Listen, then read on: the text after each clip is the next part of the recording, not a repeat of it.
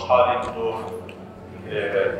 جاری دوم ناوەندی پێشنیۆشدا دومین دیدار لەبارەی پرۆسەیەکی گرنگ و هەستیار کە تایبەتە بە چارەنووسی کورد نەتەنیا لە باکووری کوردستان بەڵکو لە خۆی پارچەکانی کوردستان بۆ بگرێت لە ڕۆژهەڵاتی ناوەڕاستیش کە بریتە لە پرۆسەی ئاشتی یاوان ناپێکراوە پرۆسەی ئاشتیە دەکەن بۆ پانێڵی یەکەمی ئەم دیدارە سێ بەڕێز بەشدارن داوایان لێ بکەین دوای ئەوەی ناوەکانیان دەخوێنیەوە تەشریف بفەرموون بۆ سەر ستەیج. نەورۆز نوێی ساڵ ئەسڵان پەرلەمانتاری پارێزگای شەرناو پارێزەری پێشووی ئۆجەلان با بفەرموین. بەڕێز مەزلوم دینج بریکاری یاسایی ئۆجەلان با بفەرمێ بەڕێزیان. بەڕێز کامەران عوسمان ئەندامی تیمی ڕێکخراوی CPT ئەمریکی با بەڕێزیان بفەرمێ. دووبارە بەخێر بێن. پانێڵی گفتوگۆی یەکەم لەلایەن بەڕێز نەورۆز میساڵ ئەسڵان پەرلەمانتاری پارێزگای شرناخ و پارێزەری پێشووی بەڕێز ئۆجەلانەوە دەست پێەکە لەژێر ناونیشانی پرۆسەی ئاشتی لە ڕوانگەی هەنگاوە سیاسەکانەوە پرۆسەی ئاشتی لە ڕوانگەی پێنگاوە سیاسەکانەوە. گەڵێک بەخێربێی بفەرمون. بەیانی باش مرحبا جوەرە ez gelekî xweşxalim ku îro bi vê münasebeta bername li vê derê bihevre û ser navê Dem Partiyê we hemya yek silav dikim. Demên ku em tê de derbas dibin bi vê forumê û heta demên borî ji bo me tevaya demekî gelekî girîng û krîtîk de derbas dibe. Ez ê vê çerçeveya axaftina xwe ser sê xala dixwazim ji we re parve bikim. Yek pêvajî niha çi astê de ye em li bendewariya çi ne heta ku derê hatiye. Duyem nava vê pêvajiyê de balkêşiya komîsyona ku li boneya parlamentoya Tirkiye de hatiye avakirin çi dike li çi astê de ye. Dîsa bi proseya aştiyê de astengî zehmetî çi ne ji bo ku em bikarin va derbas bikin çi hewce ye û nava proseya aşîtiyê de pêşketin û astengiyê de rewşa rêberê gelê Kurd Birêz Öcalan bandûrekî çawe dike pêwîstiyek çawe dike ser vê her sê xala ez ê axaftina xwe pêşkeş bikim. Ev salek zêdetir çêbû ku proseya aşîtî weke ku destpêk hatî qebûlkirin û pêş dikeve û nava vê salê de meseleya Kurdan sedan sala êdî bi têkiliya proseya dewleta Türk û bi ser bi tevgera azadiyê ser rêberê gelê Kurd ber bi çareseriyê ve diçe aştiyê ve û bi wê ve girêdayî ser demokrasiyê ve û naskirina gelê Kurd ve ber ve diçe û ev bandûrekî bi salan re ne tenê ji bo em bêjin Kurdistanê ji bo herêmê ji bo dinyayê êdî meseleya Kurd bandûra wê çareseriya wê hewcedayînê wa dike û sedema destpêkê vê proseyê herkes li gorî xwe nîqaş dike. Geşedanên guhertinên Rojhilata Navîn dibe, taybetî rewşa Sûriyê bi rojava ve girêdayî rewşa ku derketî, şerê ku xirkirina ku bi navbera li İsraîl û Gazê de pêk hatî, guhertinên siyasî ê enerjî li Rojhilata Navîn de heyîna devleta Türk bandûrekî çawe digire. Ev hemû bûne ku dewleta Türk nav guhertinekî stratejîk de xwe tê de dîtî. Bi wê ve girêdayî heyîna gelê Kurd, hêza wî, îradeya wî, bandûra wî ya ku nav siyaseta Rojhilata Navîn de giranekî ser wê reş zêdetir kir û nava vê stratejiya mezin de destpêk bi bangawaziya Bahçeli serokê MHP ama bi piştî tevî tecrîta giran piştî hewqa salên ku bi astengiya hevdîtina de bi hevdîtina yekem yê rêberê gelê Kurd 23 cotmehê dest pê kir. 23 cotmehê hevdîtina yekemîn de wê bi parlamenterê me Rihayê heman demî Biraziyê wê Ömer Öcalan de û ser bangawaziya Bahçeli Birêz Öcalan got tecrîta li ser min berdewam e. اگر درفت هبه از ذکارم روشا پفچون و ایریشه دربازی بنگه ها سیاسی حقوقی ببن دوی که اف بنگه ها سیاسی حقوقی دست پی بکن پشتی وی بانگاوازی ها که برسبا بحچه دایوشونده ایدی به پروسه وکه هفدیتنین هیئتا میا دم پارتیه امرالیه دست پی کر و وی هفدیتنه ده ام دکارم بیجن که لسر سیاست جواک هینا لسر ترکیه نتنه وکه پارتیه ما همو پارتی همو جواک همو سازی خال بخال به پیواژوی ده پیشکتناوی کر و چه نوابه سالکی ده چی بو به هفدیتنین که درکتی پیش دم بیجن گاوین مزن و سر پروسه باندورا کری یا هری بالکش 27 سباته بانگاوازی آشتی و جواک دموکراتیک بو و اف بانگاوازی جبو کاراکتر رنگ نزیکاتیا پیواژی پروسه آشتیه ده خدا نشاندان نیسان PKK وکه آگربست اعلان کر لگولان کنگره خو بجهانی و هفته ترمه پشتی 26 ساله ویدیویی که رهبری گلی کرد هاتا پارو کردن که وی ویدیویی ده هم سر پروسه آشتی هم لسر آزادیا روشا خو به لرای گشتی المحمیا بانگاوازی کرد دیسا هن همول برن جاسنه یا مراسم کو چک شوتاندنه گلی کی بالکش دیرو کی دنگ ودایی پیکات و هری داوی 26 جمعه پاشوکشاندن گری لاین ل باکوری کردستانه ده درباز بو ایرو هر گاف هر دم با آوایی که کریتیک با آوایی که زحمتی آنده درباز بو ایدی بر به چک و پفچونان یعنی او زمینه کو پیکاتی ده بر به زمینه سیاسی حقوقی به امی بچن آن و اف زمین بچه آسیه ده وره سکناندن لهم بری حوق از گابا ایکو زمینه سیاسی پیک بینه کیه زیده تر پارلمنتویه پارتیین سیاسیه حکومتا دولتا ترکیه ایکو بینگه ها حقوقی پیک بینه چیه راست راست دیسه اوجی پارلمنتویه او لسروی کمیسیونه کی حتی آوا کرن اوی کمیسیونه ده گلک نقاش چیه بون و چی بکه و چاوه بکه و کی جان پارتی تیده جه بگره نگره و جارا یکم لدیروکا ترکیه ده حق از پارتیین جدا با آوایی که اراده که لفحاتی با کمیسیون ده که ده جه گرتن و اف کمیسیون وکه ناوی که پروسه ده نقاش کرن ناوی وی کمیسیون ده جه گلک هتا نقاش کرن و گلکی کمیسیون که بالکش بو هم آوا کرن ناوی ده جبو که مسئله تنه مسئله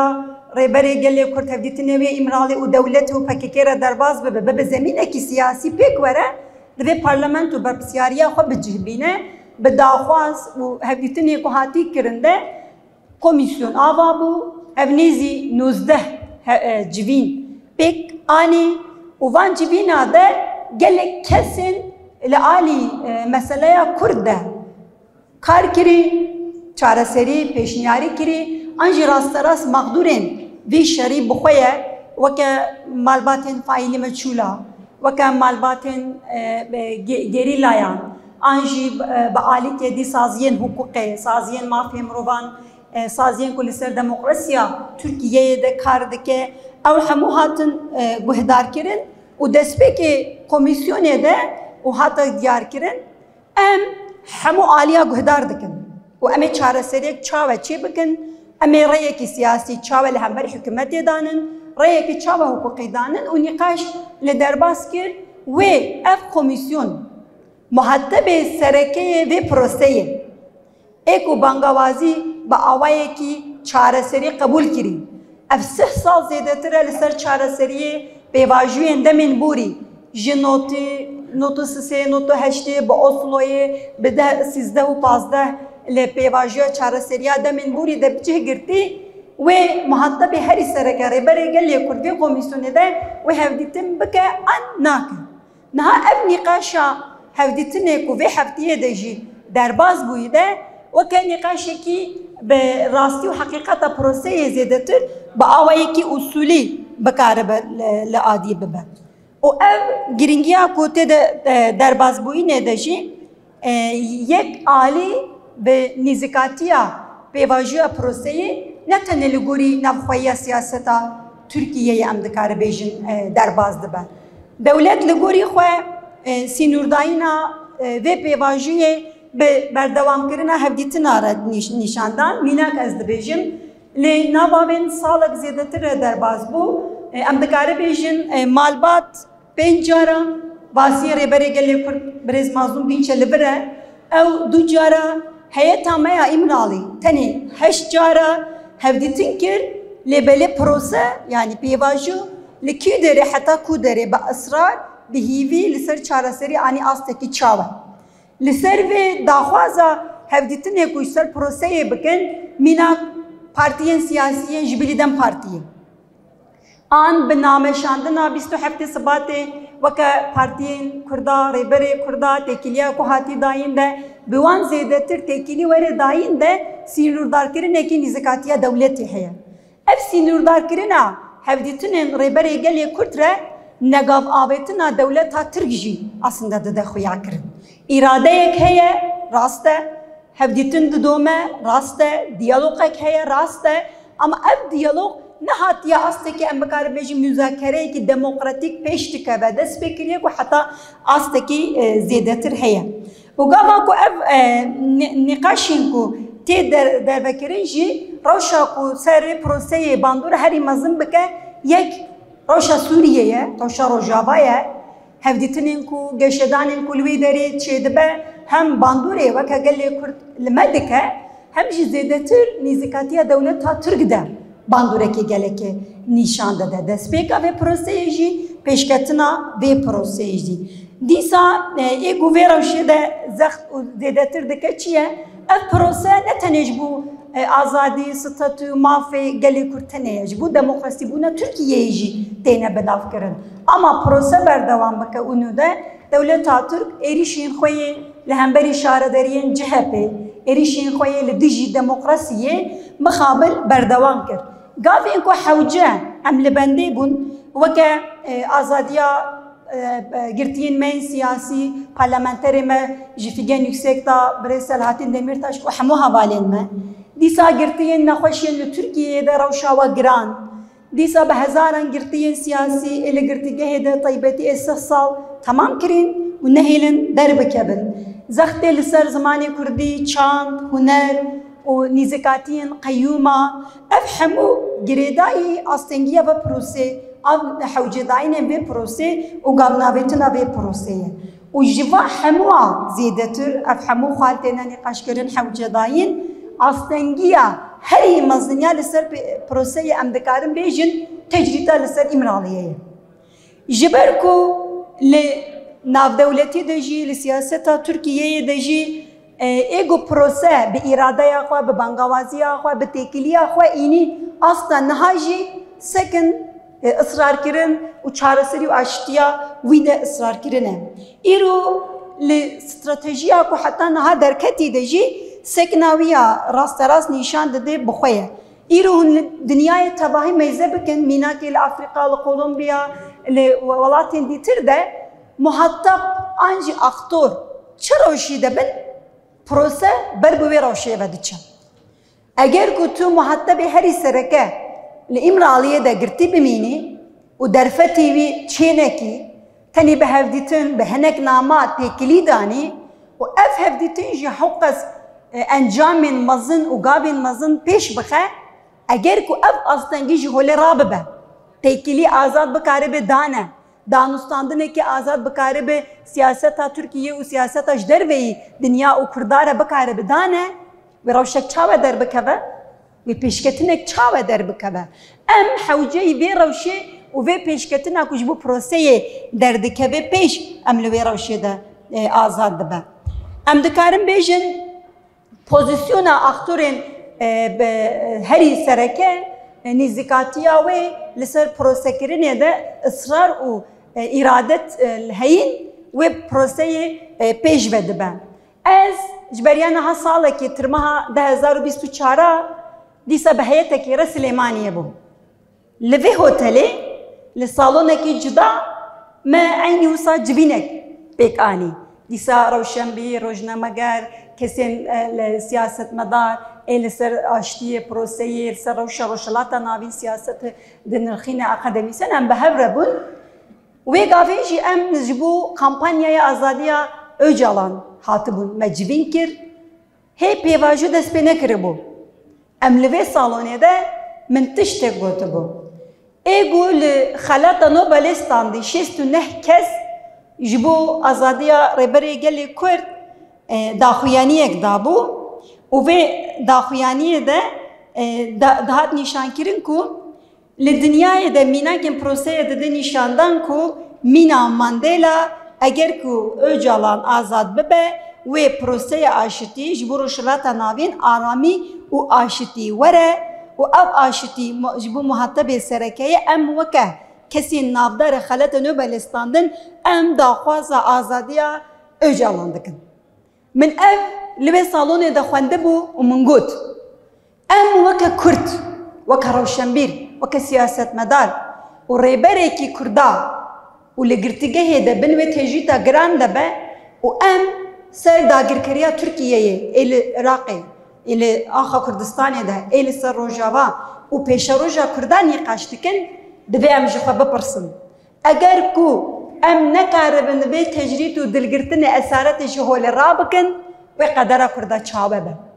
Eger ku hevdîtin têkilî dest pê bike, em ê karibin pêşiya proseya aşitiyê ve bikin. Dîrok ev tişt rastiya wê da nîşandan. Wê gavê me got em dikarin çi bikin û me kariye em çi bikin. Salek sere derbas bû û ev nîşaneya me li Tirkiyeyê hevdîtinê rêberê gelê Kurd re xweda rastî kirin, rastî derket û prose pêş dikeve bi hevdîtinê wî, bi gotinê wî tevî hew qas tecrîta giran de jî tenê hevdîtinên sînûrdar kirî de jî banga xwe, îradeya xwe daxuya kirin de îro bi vê proseyê de jî em tevî 27 sala ne cara yekeme weke Dem Partî em dibêjin rol û mîsyona Dem Partiyê pir cuda ye li ser siyasetê, li ser dewletê, li ser têkiliya gelê Kurd û li dîplomasiya rojhilata navîn de ama ey bandur û heqîqeta vê proseyê diyar bike aktorê sereke, muhatebê sereke bi çi roj û azadiyê de be wê encik karibe ev prose pêş bikeve. Ev rastî û heqîqeta me wê gotî ez niha jî rasterast dikarim bêjim em li wê demê heta vê demê em çi astê de ne û proseya aşitiya Tirkiyeyê ji bo ku pêş bikeve em weke aqilekî Kurd çawe dikarin pêş bixin û daxwaz têkilî bêbawerîbûna ku li nav civaka Bakur û tebahî civakên dîtir de ne em ê çawa kar bibînin heqîqetê em dikarin li ser vê tişte çê bikin ji ber ku ev pêvajo ne tenê gelê Kurdê Bakurê ne tenê dewleta Tirkiyeyê taybetî bi qedera pêşeroja Kurdistan û Kurda ama bi wê vegirê dayî siyaseta rojhilata navîn rasterast bandur dike bi aşitî û aramî prose pêş bikeve wê bi awayekî bi hev re jiyandin demokrasî pêş bikeve û prose xetimandinên wê astengiya wê em çi bikaribin biborînin li ser vê siyasetekî bangawaziyekê bikin em ê karibin bidin ji ber ku ez zanim herkes piştgirî dide vê proseyê. Herkes dixwaze ku bi serkeftî ev prose dawî bibe ama bi serkeftiyekî rûmet bi çareseriyekî demokratîk bi çareseriyekî ser nirxên û heyîn û tekuşîna gelê Kurd û heta niha hatî derbikeve ji ber wê ez carekî ji bo vê forumê ji bo vê bernameyê got amade kirî ez spasdariya xwe dikim ez dikarim bêjim ku em dizanin û em hîvî dikin wê ev pêvajo bi îrade bi hêz behîna bi quvweta rastiya heqîqeta siyaseta rojhilata navîn de wê ser bikeve û em ê karibin bi azad bi hev re bijîn ama rastî û heqîqeta proseyê daxwaz û hewcedayîna proseyê em bi hev re tespît bikin ji bo ku em bikaribin bandoreke erênî bandoreke li ser proseya aşitiyê bikin em zêdetir şopandin na li ser wê bandoreke erênî çi bibe em li ser vê nav çalekî bangawazî û heyînê de jî derbas dikim carekê dî ji bo hatina we spas dikim xweşxalim ji bo guhdarkirina we jî spas. Spas bo Mares Newroz Misal Aslan Parlamenterî Parêzgehê Şirnar. Gelê amacê ve Komonê Arabî Girkê Namşa pêşî پختی پروسه آشتی لطورجا کرد و در تیزی لسر بومای بابت که هم مسئله پروسیونی آشتی و هم آوازنگان هلیت روکان پروسه کرد و باسی نمگیره دولم دوامی دیالوگه کرد و هم دیالا اپوتو آمازی کرده ام پروسه نزور آسیشی دیموکراتیشی زور کش کرده و آمازی بوداره ام پروسه تنها تایبتنیه و خوریاکو تنها با کنیه و با خوی که کمالی ترکیه واده آماده سرفکر دیگه دیموکراتیزی کردین جیانی سیاسی کمالاتی لتواري كمالي ترجع وقاعدة شتينا يعني بمعنى توسع وسط زور سپاس دست پروژه استاد دژینه پاریس مظلوم دینج نکاری یاسایی پروژه و پیشکشکردنی وابدگی لەژێر ناونیشانی هەنگاو و پێویستی یاسایەکانی پرۆسەی ئاشتی دەربچە. بەڕێز مەظلوم جەنابیشت 15 دقیقە بۆ 20 دقیقە کاتت هەیە دەتوانین لەو کاتەدا باڵێ. سپاس. اجوه تبا سلاو دکم خوشحالم گو ایرو لباشور کردستان بوام مهمان برومت به قیمت را ام وی برنامه چه دکن و سپاسی آخوا پیشکشی یکو اف برنامه حاضر کرنه شار پرس را پیشکش دکم. بله اف پروسه داوی به چاوایی دست بکر به سروی بنگه ام تخوازن بوی دست بکن لگلک همان نبروز شخواه قالاوی سدمیوی سیاسی کر لترکی سرناوی دولت ام بجنیه گو اف پروسه دا دست بکرن و بانگوازی دا خیانی ها یکمین دا بحچلی بو سرناوی دولت بحچلی بو و دمه 22 جوتمه ده لپارلمان ترکی دا خیانی یک دا بانگوازی یک کر گوت Öcalan ber bangavaziya çekdanine u fesihkirine berweri meclisi ve bangavaziye biki u dawiye mafi heviye jboy mafi heviye peşawe bebekirin avay yasayı ji guhertin benekirin meclis pewra xwe pekbîne divê daxuyaniya xwe yekemin de ev tişt got piştî ve mafi heviye ev salaye ev 11 salin em tekoşîna wê dimeşînin wek em bêjin parêzerê Birêz Öcalan ما دخواست بخن روزه و بنگاه جبرگو آزادی ابراز وجلان فیزیکی بنگاه کوی یاسایی جهه و هر تم تکوشینا و مشان مدخست روزه و لبوی داخویانی باحچلی ما فی هویه کت روزه و ترکی تواهی دوی بانگوازیه چه برسف دا ابراز وجلان و دمه 20 روزا پیشتی و هلیتن پیکات به برازی خوره ابراز وجلان گفت ve rewşa şer û pevçûnê ez karim bikişînim ser bingeha hiqûq û siyasetê yani pêvajeyeke wisa ez karim bidim dest pêkirin ev hêza me heye yani ev gotina Baxçelî daxuyaniya Baxçelî esas xiste weke derfetekê û ev prose da dest pêkirin û heya îro jî em karim bêjin Birêz Öcalan bi yekalî gelek gavê girîng avêtin heme bi îradeya xwe bi înisiyatîfa xwe ev pêvajo heya vê astê anî yani ji vê astê pê ve wê çi bibe yani bi yekalî tenê wê bimeşê nemeşê ji xwe niha di vê pêvajoya ku em tê dene nîqaşa wê tê kirin bêhtir yani hinekî ev prose girêdayî çi ye yek girîngiya wê bi rastî jî wek sermüzakerevan girêdayî azadiya Birêz Öcalan e azadiya wî fîzîkî ye ji ber wê jî hinekê ez dixwazim ser vê mijarê bisekirim ji ber got azadiya Birêz Öcalan pêdiviyê siyasî ji xwe herkes zane lê hinekî berfireh ez dixwazim ser bingeha wê yasayî jî ez biaxivim li gor qanûnê Tirkî gor yasayê Tirkî em bêjin ji xwe ev pêkan e yani ev salan e ev pêkan e Tirkî li ber xwe dide yani ji bo guhertina va yasa em bêjin bi cih nayîne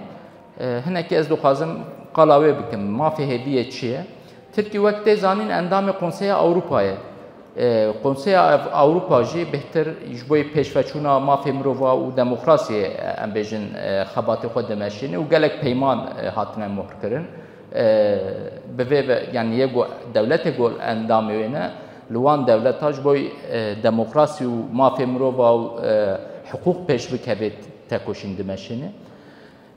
و داد سازیه و هنه یک سازیه که جویجی دادگاه مافی مروا اروپایه اف بریاره گو اف دادگاه دیده لدولتا درباستارن yani wa devleta giredi bavayı kıyasayı peviste wan biryara cibinin lebele ve dadgaha Avrupa ya mafimrova biryare derbare brezojlanda dane hayai ro jali devleta Türk ve pek nehatne biryara yekemin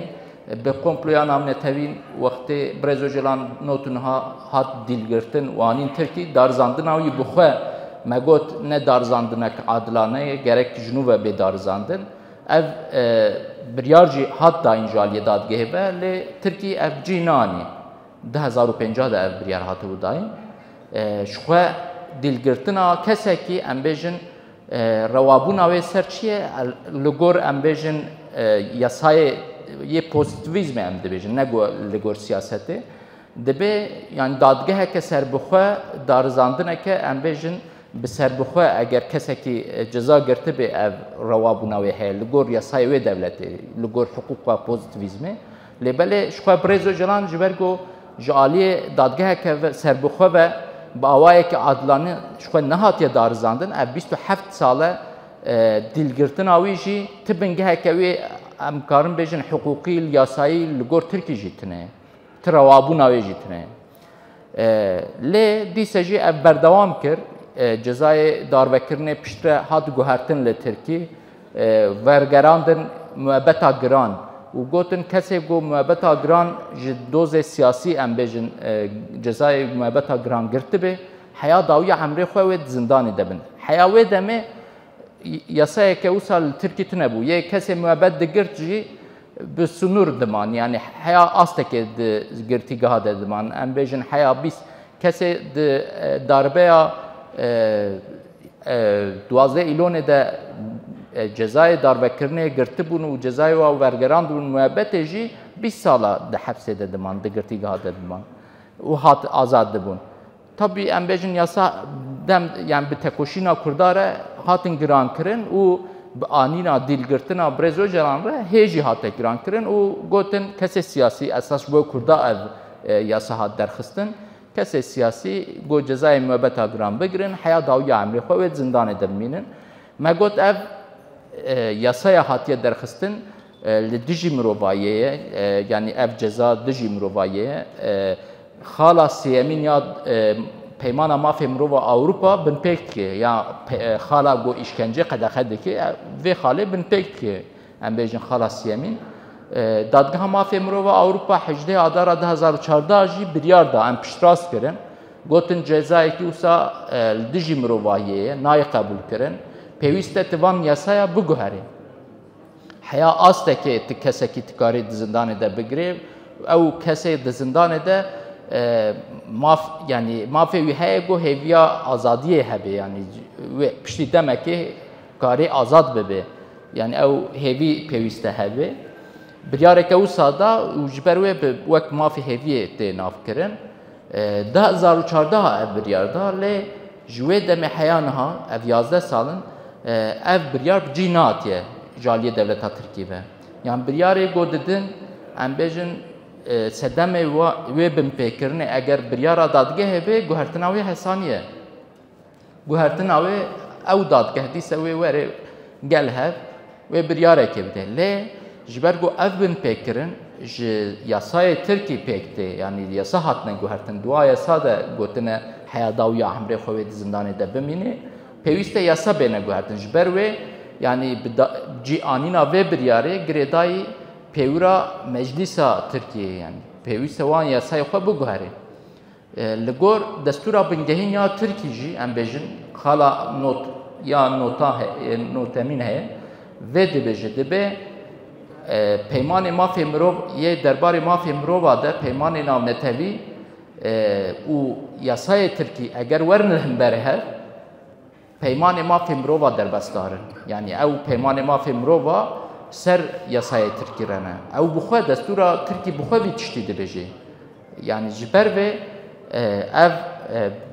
mafî hêviyê yani biryara mafî hêviyê ev 11 salin ji bo gobcîneyê berxwe dide dewleta Tirkî lê di vê proseya dawî de jî êdî pêdiviya vê proseyê meşandina vê proseyê hinekî ji ber got bi şert û mercê Birêz Öcalan ve jî girêdayê ev bihtir kete rojevê û herkes bihtir xwedî li vê biryarê derdikeve ji bo cîhanîna wê em bêjin tekoşînek tê meşandin û wek me got rayedarê devletê bi xwe ev sozdan dema destpêka vê proseyê daxuyaniya yekemîn got hat dayîn de ev soz hate dayîn gotin piştî bangewaziyê êdî meclis wê pêwira xwe pêk bîne pêşiya guhertina yasayî êdî wê bêvekirin lê ev soz jî hîn jî bi cî nehatiye ji aliyê dewleta Tirkî ve ji aliyê meclisê ve em bêjin ev pêwira xwe bi cî neanîne bêhtir em bêjin heya niha hinekî xwe mijûl dikin yani bi derengî dixin yani ev rewş nayê qebûl kirin yani bi taybet ev pêvajo wek tê zanîn bêhtir heya vê astê hatina wê bi hewldanê yekaliyê Birêz Öcalan hat vê astê yani bangewaziya 27 Sibatê jî û piştî wê em bêjin agirbest, çekdanîn, paşvekişandin ev hemû bi yekalî bi înisiyatîfa Birêz Öcalan pêk hatin. Lê bi vî awayî Birêz Öcalan vê dibêje yani êdî em hatin dawî yani êdî rast ev bangewazî hate kirin me got ev hêzam heye ez ê vê proseyê ez karim bidim destpêkirin vê proseya em bêjin serbingeha demokrasiya siyasetek demokratîk û حقوقê ez pêş bixim ev hêzam heye û ew hewldanê min ji xwe înisiyatîfa got me girtî yekalî heya vê astê manî lê ji vir pê ve tiştê got bêkirin yani 27 Sibatê de jî xwe di wê daxuyaniyê de wê bangewaziyê de jî xala dawî de jî me binêvê me giringî dabû yani wê demê jî me di wê bangewaziyê de jî gotibû çi gotibû dibe çekdanîn û fesehkirin pêdivî bi qada siyaseta demokratîk û hiqûqê naskirin heye eger ev gav neyê navêtin yani pêşiya siyaseta demokratîk neyê vekirin gavê hiqûqî neyê navêtin ev ne pêkane ji ber vê hatiye vê astê xitimî hinekî ev xitimandin ji aliyê devleta Tirkî ve jî mesela tê piştrastkirin Bahçelî jî got daxuyanî wî de di çapemeniyê de derket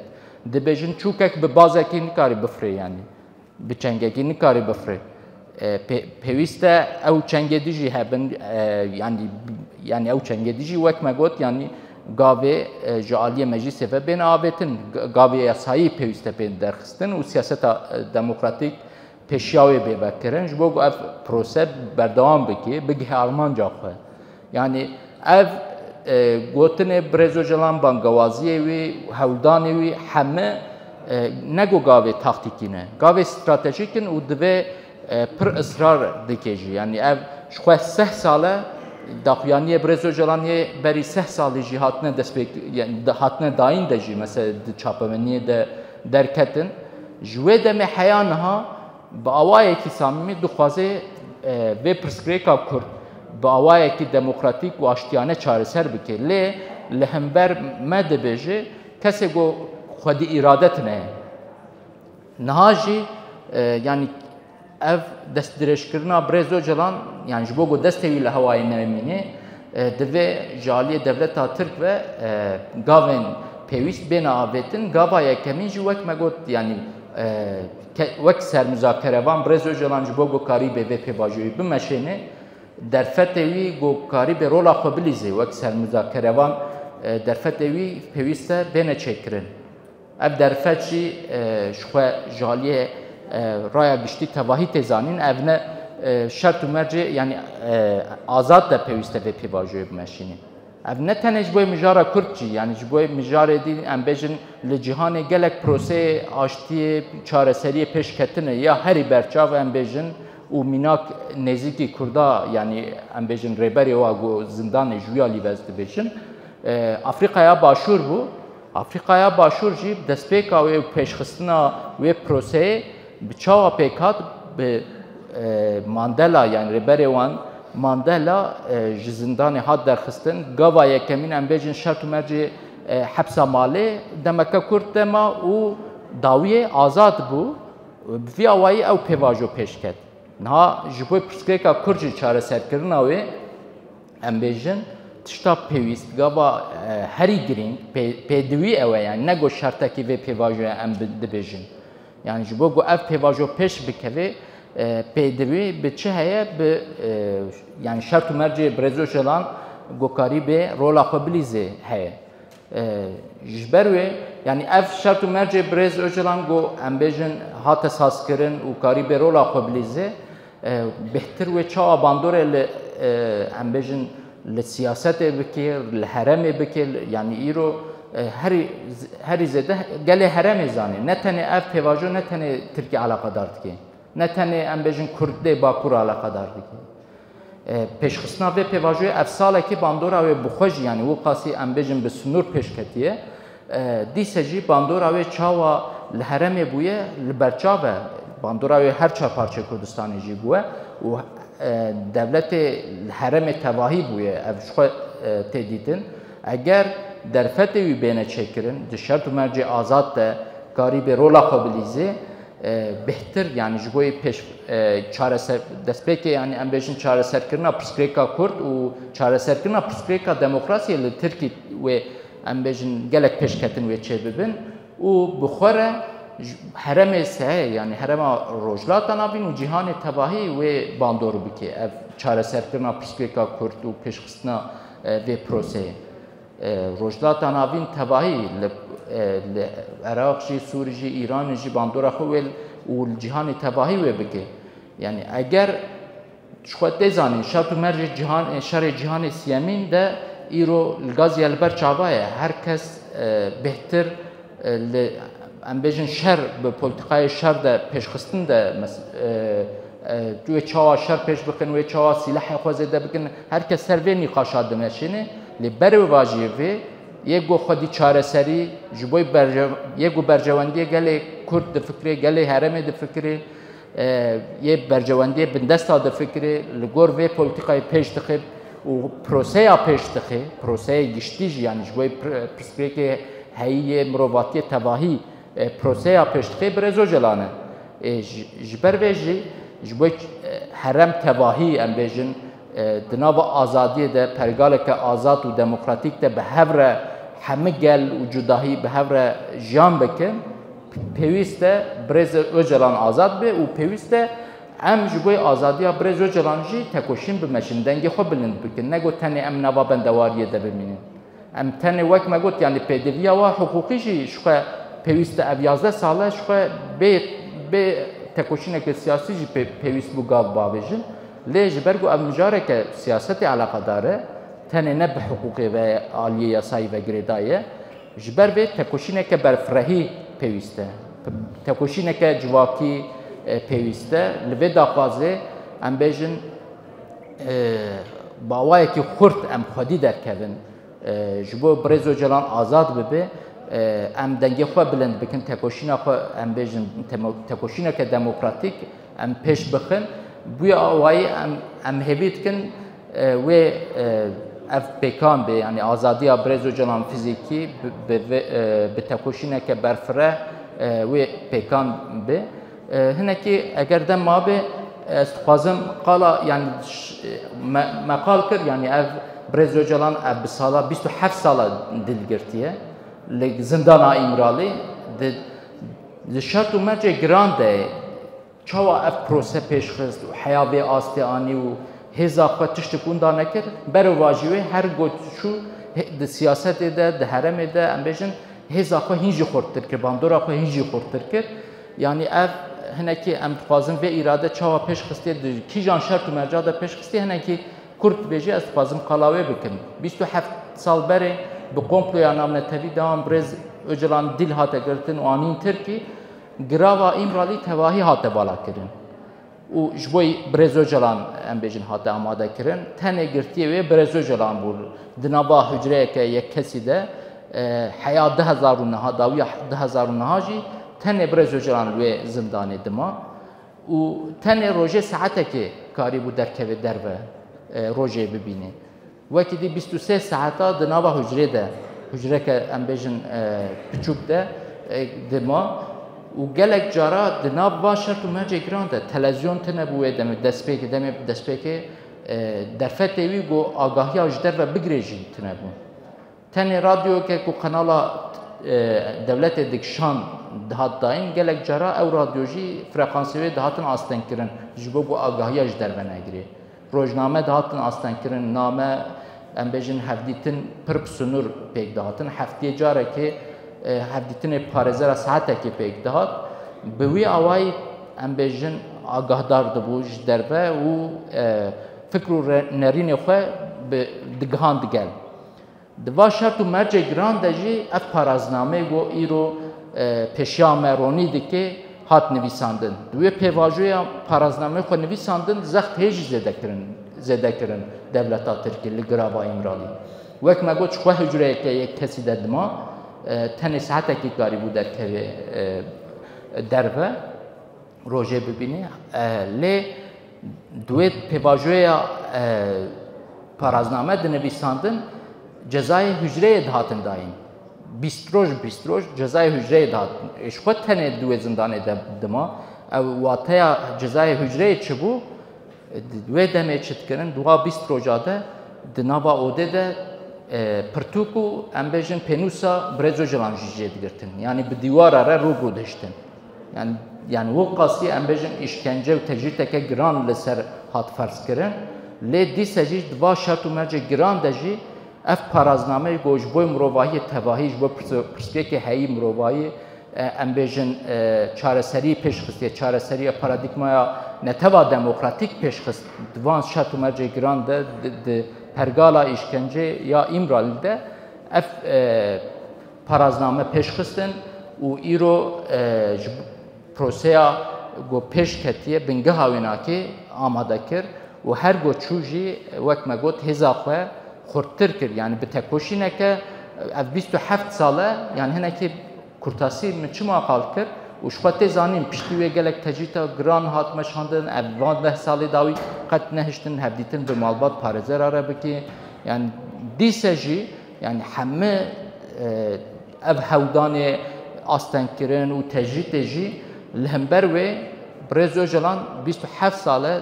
لهمبر و پرگالا işkence و تجریت تکوشینه که پرخورد مشان برخدانه که ام بیشن به هم پا مشان اف پروسه هات دست بکرن و ایرو ام و آستیدنه اف تکوشینا گو برز اوجلان دمشن لهمبر واقع زخت و زورا و دوی به درفته بله یعنی وقاسی درفت کرد افتکوشین پیشخست ام بیشن یه می ام شرط مرجع دربده شرط مرجع آزاد ده درفت ما بهتر هنه جبگو ام بیشن اف پرسکریک چاره سر ببه و یعنی وقت ما گفت جبگو اف چاره سر کردن پرسکریک جی به آزادیا برای جلان فیزیکی و گریدایه ام بهتر ام بیشن تکوشینه که خورتر ام بمشینن ام باور کن demek نزدیک ده demek پر نزدیک ده به آزادی فیزیکی برز اجران را اما بگیرن آزادی و دموکراسی و آرامی. سپاس باتو. سپاس با برس مسلوم اینچ بریکاری یاسایی برس عبدالله وجلان بۆ پێشکەشکردنگارە ئاماژەی بە کۆمەڵێ بەرگە و بابەتی زۆرگرنگ کرد چ لە دادگای مافی مرۆڤی ئەوروپاوە ئەو یاسانەی دادگای مافی مرۆڤی ئەوروپاوە کە سەباتت بە دۆخی زیندانیان و مافی زیندانیان هەیە و تا چەند تورکیا لە کاتێکدا ناو دەستوری خۆیدا ئاماژەی بەوە کردووە بەڵام هەمان کات پێچەوانەی ئەمە ڕەفتاری کردووە واتە بە شێوەیەکی نامرۆیانە و ناقانونیانە بەرامبەر بە دۆخی زیندانی عەبدوڵڵا ئۆجەلان لە ماوەی 27 ساڵی ڕابردوو ڕەفتاری کردووە هەم لە زیندانی تاکەسی هەم لە ئەو هەموو کە بڵێن گەمارۆیی کە لەسەری بۆ لە ڕووی ئەلامی و لە ڕووی سەردان و پارێزەرەکانی شێوە وەجگە لەوە ئاماژەی بە کۆمەڵێ بابەتی گرنگ کرد لە 27 شوباتەوە لە بانگەوازەکەی بەڕێز عەبدوڵڵا ئۆجەلانەوە تاوەکو دەگاتە پاشەکشەی هێزەکانی پارتی کرێکارانی کوردستان لە سنوورەکانی تورکیا وەکو پیشاندانی نێتباکی بەرامبەر بە بۆ بەرەو پێشچوونی پرۆسەی ئاشتی لە چەکدانان و مەسەلەی هەوڵدان بۆ سیاسەتی دیموکراتیک لە تورکیا و ئەو مافەیاسیانی کە هەیە و ئاماژەی بە گرنگی ئازادی ئۆجەلان کرد لە پرۆسەکەدا کە دەتوانێت چ ڕۆڵێکی کاریگەر و بەرچاو بینێن لە برنەپێش و دیموکراتیزەکردنی کۆی کۆمەڵگەی تورکی. زۆر سوپاس بۆ دەستەوا خۆش بێ. دوا بابەتی ئەم پانێڵەمان دەچینە لای برای بەڕێز کامەران عوسمان ئەندامی تیمی ڕێکخراوی CPT ئەمریکی لەژێر ناونیشانی پرۆسەی ئاشتی لە ڕووی کردەیی و لەسەر ئەرزی واقع. کە کامەران جان جەنابی شت 15 بۆ 20 دقیقە لە خزمەتت داین و بفەرموو. زۆر سوپاس بۆ دەستگای میدیایی شارپرس و ئامادەبوونی ئێوەی بەڕێز. لە ڕاستیدا پرۆسەی ئاشتی ئەم جارە پرۆسەیەک نییە کە بە تەواوەتی ڕەت بکرێتەوە یاخود دڵداری لەگەڵدا بکرێت، بەڵکو پرۆسەیەکی ڕێژەیە کۆمەڵێک خاڵی پۆزەتیفی خۆی هەیە و کۆمەڵێک شت ڕوویداوە کە من ئێستا دەیخەمە ڕوو کە لە ئایندەدا کۆمەڵێک خاڵی نەرێنی بەجێ هەڵەت لەسەر بە تایبەت هەرێمی کوردستانی عێراق ئەوە دەخەمە ڕوو. لە ڕاستیدا پرۆسەی ئاشتی ئەم جارە دەتوانم بڵێم کاریگەریەکی زۆر گەورەی هەبووە کە ژمارەی قوربانیانی مەدەنی لە هەرێمی کوردستاندا کەم کردوتەوە. لە ساڵی 2025دا بە تەنها 6 هاوڵاتی مەدەنی بۆتە قوربانی ئۆپەراسیۆنەکانی سوپای تورکیا. ئەمە لە کاتێکدا لە ساڵی 2024 35 هاوڵاتی مەدەنی شەهید یاخود بریندار بوون. لە ساڵی 2023 21 هاوڵاتی مەدەنی. لەم ساڵدا بە تەنها 6 هاوڵاتی مەدەنی بوونەتە قوربانی و لە دوای بانگەوازەکەی بەڕێز ئۆجەلان تەنها 3 هاوڵاتی مەدەنی بوونەتە قوربانی، ئەویش بە ئامانج نەگیراون بەڵکو بەهۆی تۆپێکی نەتەقیوی پێشووترەوە کە بەری کەوتون بوونەتە قوربانی. ئەوە خاڵێکی ئیجابی زۆر باشە کە ژمارەی قوربانیانی مەدەنی کەم بۆتەوە. خاڵێکی تر کە زۆر گرنگە ئەوەیە کە لەم ساڵدا هیچ گوندێک لە هەرێمی کوردستان هیچ گوندێکی نوێ چۆڵ نەبووە. ئەمە لە کاتێکدا ساڵی ڕابردوو بەلایانی کەمەوە 42 گوند لە هەرێمی کوردستاندا چۆڵ بوو بەهۆی ئۆپەراسیۆنەکانی سوپای تورکیا. نەک ئێمە لە هەرێمی کوردستاندا 1190 گوندمان هەیە کە کاریگەری بردومانەکانیان لەسەرە. لەو 1190 گوندە 183 گوند بە تەواوەتی چۆڵ بووە. بەهۆی پرۆسەی ئاشتیەوە نەتوانراوە خەڵکەکەی بڕواتەوە. ئەوە خاڵی یەکەم. خاڵی دووەم 405 گوندمان هەیە کە لە دوای ڕاپەڕینی هەرێمی کوردستان یاخود لە دوای کۆتایی هاتنی شەڕی داعشەوە نەتوانراوە ئاوەدان بکرێتەوە بەهۆی ئۆپەراسیۆنەکانی سوپای تورکیا. ئەو 405 گوندە لە دوای پرۆسەی ئاشتیش ئێستاش خەڵک ناتوانێت بۆی بڕواتەوە، بەڵام ئێمە 602 گوندمان هەیە کە بە ڕێژەیی چۆڵ کراوە، تا بەشێکی چۆڵی کردووە و بەشێکی ماوەتەوە خەڵکەکەی. خۆشبەختانە بەهۆی پرۆسەی ئاشتیەوە و 602 گوندە ئێستا خەڵک دەتوانێت بۆی بگەڕێتەوە، زۆر بە ئاسایی دەتوانن بەبێت ترس بۆی بڕۆنەوە. خاڵێکی تر کە زۆر گرنگە بەهۆی پرۆسەی ئاشتیەوە ڕێژەی گەشتیاری لە ناوچە سنووریەکانی هەرێمی کوردستان زۆر زیادی کردووە. لە ساڵی 2023دا ڕێژەی گەشتیاری لە ناوچە سنووریەکان زۆر کەمی کرد، بەڵام ئەم ساڵ بەهۆی پرۆسەی ئاشتیەوە تەنانەت ئێمە هێندێک ناوچەمان هەیە وەک دەشتە تەخ و پەرەخێ و ئەو ناوە ڕۆژانە یاخود لە ویکەندەکاندا لە جومعان و لە شەماندا نزیکەی 100 پاسی گەشتیاری لە خواری عێراقەوە بە تەنها بۆ شوێنە دێت کەەوە شتێکی زۆر باشە. جموجۆڵێکی ئابووری لۆکاڵیش لەو ناوچانە دەستی پێکردوێتەوە کە خەڵک لە شەواندا نەیدەتوانی هاتوو چۆ بکا بەسەر شەقامە گشتیەکاندا، بەسەر جادەی نێوان شارۆچکەیەک بۆ شارۆچکەیەکی تر بە تایبەت لە دەڤەری ئامێدی. ئێستا خەڵک بەبێت ترس دەتوانێت لەو شوێنانە هاتوو چۆ بکات و بچێتەوە بۆ ئەوێ. ئەمانە هەموو خاڵە پۆزەتیفەکان بوون، بەڵام بەداخەوە یەک دنیا کارەساتی تر ڕوویداوە لەو ماوەیەدا کە من دەمەوێت بیخەمە ڕوو بۆ ئەوەی بە تەواوەتی لە وێنە گەورەکە تێبگەین. بەڕێزان، ساڵی ڕابردوو کە پرۆسەی ئاشتی لە گۆڕێ نەبوو 1548 بردومان لە هەرێمی کوردستان ئەنجام درراوە، بەڵام لەم ساڵدا کە هێشتا ساڵەکە تەواو نەبووە 1696 بردومان لە هەرێمی کوردستاندا ڕوویداوە. ئەمە بەمانای ئەوە دەوروبەری نزیکەی 150 بۆردومان لە هەرێمی کوردستاندا لەم ساڵدا زیادی کردووە لە کاتێکدا ئێمە لە پرۆسەی ئاشتی دەین. خاڵێکی تر کە زۆر گرنگە ئاماژەی پێ بدەم ئەوەیە کە تورکیا لە هەرێمی کوردستاندا تاوەکو ئێستا نەیتوانی بوو بارەگای سەربازی کۆنکرێتی دروست بکات. هەموو بارەگاکانیان لە ڕێگەی ساندباکەوە بوو یاخود کۆمەڵێک بارەگای لاواز بوون کە دەکرا بە هاوەن یاخود بە هەر شتێکی تر ئەو بارەگایانە تێک بدرێن. بەڵام تورکیا لە مانگی حوتەوە دەستی کردووە بە دروستکردنی بارەگای کۆنکرێتی یەکجار گەورە لە هەرێمی کوردستان. و بۆ هەر بارەگایەک بە تایبەت لە زنجیرەچیای مەتینە کۆمەڵێک سەنگەری دروست کردووە. ئەمەش لە غیابی ئەوەی کە پارتی کرێکارانی کوردستاندا ئاگربەسدا لە پرۆسەی ئاشتیدا هێرش ناکاتە سەریان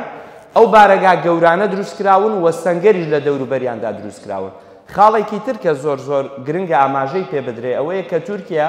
لە ساڵی 2017ەوە نەیتوانیوە نوقتەی هەلیکۆپتەر دروستکات لە ناو بارەگاکانیدا.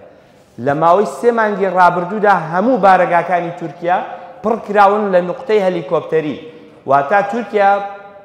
لەمە دوالەوەیە پێویستی بەوە نەبێت بە ڕێگاوبانەکانی ئێمەدا بچێ لۆجستیک دابین بکات بۆ بارەگاکانی، بەڵکو لە ڕێگەی هەلیکۆپتەرەوە دێ لۆجستیکیان بۆ دابین دەکات و بارەگاکانی زۆر گەورن کە ناتوانرێت زەفەریان پێ ببرێت. خاڵێکی تر کە زۆر جێگەی نیگەرانی ئەوەیە قەت هەرگیز و هەرگیز بەقەت ئەو دوو مانگەی ڕابردوو دار لە هەرێمی کوردستاندا نەبڕدراوە. ئێوە دەزانن لە هەندێک ناوچەدا ڕۆژانە 95 تراکتۆری مەدەنی دار دەگوازێتەوە لە دارستانەکانی کوردستان لە ناوچەی زاب لە پشتی چیای مەتیناوە. جاران سەربازی تورک کە داری دەبڕیەوە بە مەترسیەوە دەیگواستەوە دەبوو سەربازەکان ئیسکۆرتیان بکەن. لە ئێستادا ئەوە نەماوە، کۆمپانیایەک هاتووە دارەکە دەبڕێت و لە ڕێگەی تراکتۆری مەدەنیەوە هەموو دارەکان دەگوازێتەوە بۆ باکووری کوردستان، قەنەفە و کورسی لێ دروست دەکات و دەینێرنەوە بۆ ئێمە و ئێمەش دەبێت لێرە لەسەریان دابنیشین کە ئەوە گرفتێکی یەکجار گەورەیە. خاڵێکی تر کە گرنگە ئاماژەی پێ بدرێەوەیە ئەو ڕێگا سەربازیانەی کە تورکیا دەستیدا بوو دروستکردنیان هەموو بارەگاکان بێکەوە ببەستێتەوە. بەداخەوە لە کاتی پرۆسەی ئاشتیدا پرۆژەی دروستکردنی ڕێگاوبانی سەربازی کۆتایی پێهات، هەموو ڕێگاوبانەکان دروستکران. تورکیا توانی ئیستفادە لەو خاڵە بکە و ئێستا نەک هەر بەتەنها ڕێگای سەربازی لە نێوان بارەگاکان دروست کراوە، بەڵکو ڕێگای سەربازی لە نێوان بارەگاکان بۆ ناو گوندەکاندا دروست کراوە کە تورکیا هەر کاتێک بیەوێ دەتوانێت بچێتە ناو گوندەکانەوە. کەمەش خاڵێکە بەڕاستی جێگەی نیگەرانیە. بۆ ئێمە ترسی زۆر گەورە هەیە کە ئەو پرۆسەی ئاشتیە سەرنەگرێت. بەداخەوە تورکیا بە ئامادەیەکی سەربازی یەکجار بەهێزەوە لە هەرێمی کوردستان دەتوانێت گوندەکانمان وێران کات، دەتوانێت ژیانی گوندنشینی لە هەرێمی کوردستان هەر بە تەواوەتی کۆتایی پێبێت. ئەو سنوورەی کە ئێستا لە گۆگڵ ماپ کە لی دەدەی سنووری عێراقت نیشان دەدا، بەداخەوە ئەو سنوورە سنوورێکی واقعی نەماوە لە ئێستادا. تورکیا بە قوڵایی 45 39 12 5 لە ناو هەرێمی کوردستاندا ناوچەی ئەمنی بە فەرزۆنی دروست کردووە، واتە سنوورێکی تر دروست کراوە. لە کاتێکدا باسی پرۆسەی ئاشتی دەکات تورکیا کەچی لێرە دێ بارەگاکانی بەهێزتر دەکات، سەنگەری نوێ دروست دەکات، ڕێگاوبانەکانی لە نێوان بارگا سەربازیەکان بەهێز دەکات. لە بەرامبەر ئەوەدا دەبێ ئاماژەش بۆ بکەین. پارتی کرێکارانی کوردستان ڕاستە لە ناو پرۆسەی ئاشتیدا پرۆسەی چەکدانانەکە پرۆسەیەکی سمبولی زۆر باش بوو. لە دوای چەکدانانەکە ڕاستەوخۆ ڕێژەی بۆردومانەکان لە هەرێمی کوردستان زۆر کەمی کرد. یعنی لە 550 بۆردومان کە لە مانگی 6دا ڕوویدا، ڕاستەوخۆ لە مانگی 7دا بوو بە 18 بۆردومان، لە مانگی 8دا بوو بە 16، لە مانگی 9دا بوو بە 0، لە مانگی 10دا هەر 0 بوو. یعنی هیچ بۆردومانێک ڕووی نەدا. بەڵام لە دەستێکی ترەوە پارتی کرێکارانی کوردستان سەرقاڵی دروستکردنی ڕێڕەوی ژێرزەمینی یەکجار گەورەیە لە هەرێمی کوردستاندا. بۆیە متمانە بۆ پرۆسەیە قورسە بکرێت. لە دەستێکدا هەردووکیان دادەنیشن، هەردووک لایەن و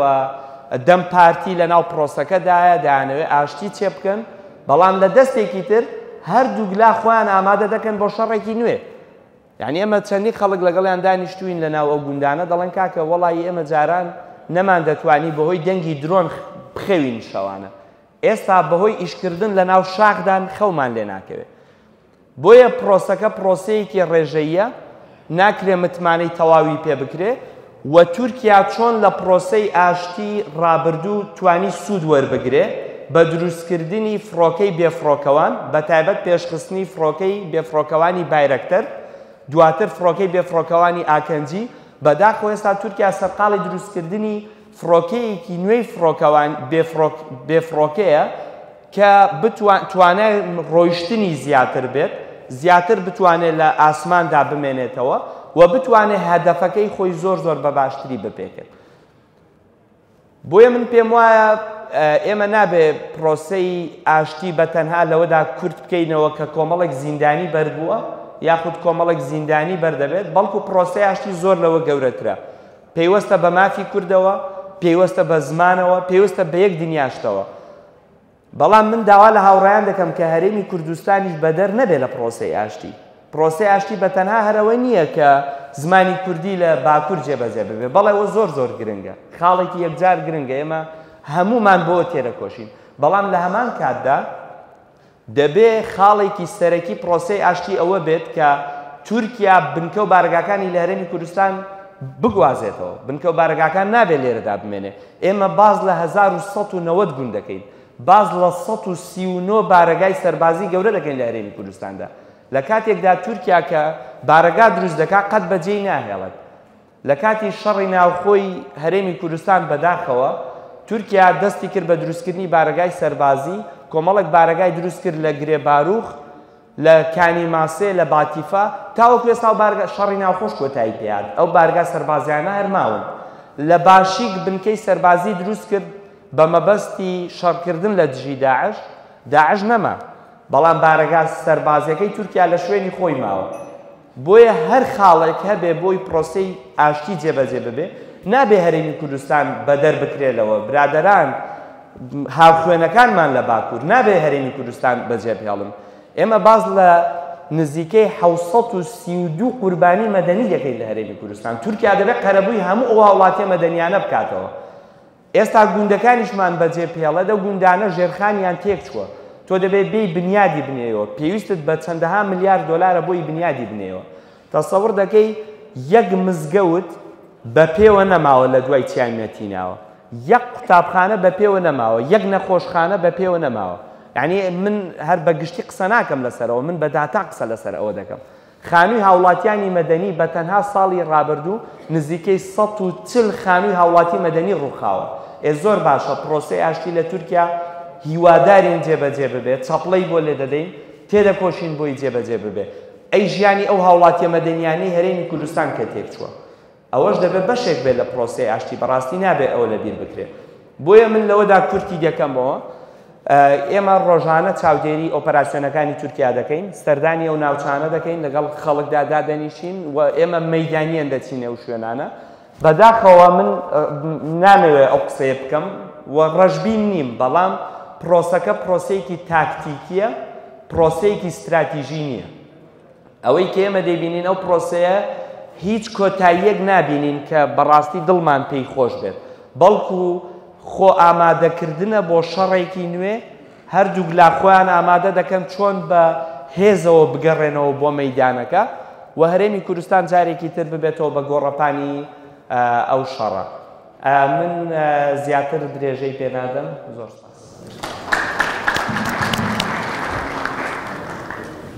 دەستخۆش زۆر سپاس دەستەکان خۆش بێ کا کامرانجان بۆ ئەم داتا و زانیاریانەی کە خستە ڕوو بەشێکم ئومێدی تێدایە هەم ناومێدێکی قۆڵیش بەڕاستی کە لە جێی خۆیدا بێگومان هەمومان بە گومانی زۆرەوە مامەڵە لەگەڵ کۆی پرۆسەکە بکەین سوپاس بۆ هەر سێ پانیالیستی بەڕێز